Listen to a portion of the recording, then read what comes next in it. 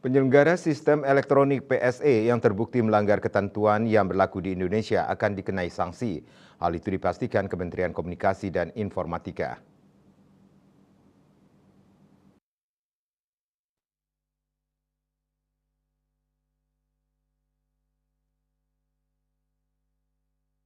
Direktur Jenderal Aplikasi Informatika Kementerian Komunikasi dan Informatika, Samuel Abrijani Pengharapan, seperti dikutip dari kantor berita Antara, mengatakan semua PSE yang beroperasi di Indonesia harus patuh dengan regulasi di Indonesia, tidak hanya platform medsos X. Kalau ada konten yang sudah dilarang, kalau tidak di take down, mereka kena peringatan sampai denda. Denda dijatuhkan 3 kali dan apabila masih ada pelanggaran, pendaftarannya ditunda dan jika kembali dilanggar akan dibekukan sementara.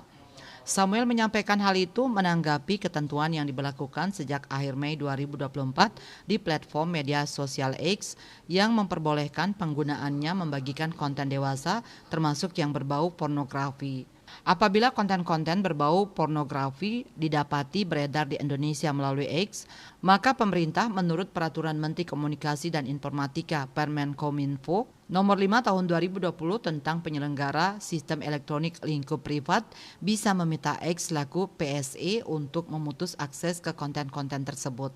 Kementerian Komunikasi dan Informatika bisa mengenakan sanksi termasuk melakukan pemblokiran akses apabila permintaan tersebut tidak diikuti oleh pengelola platform X. Aturan Permen 5 2020 tetap ditegakkan. Kementerian Komunikasi dan Informatika pada Jumat 14 Juni menyatakan tengah mengkaji pemblokiran akses terhadap platform media sosial X menyusul penerapan kebijakan X yang memungkinkan pengunggahan konten pornografi di platformnya. Samuel mengatakan bahwa peredaran konten pornografi di X sangat masif dan kementerian sudah meminta platform untuk menghapus konten-konten yang demikian guna menjaga ruang digital tetap sehat. Bali Post melaporkan.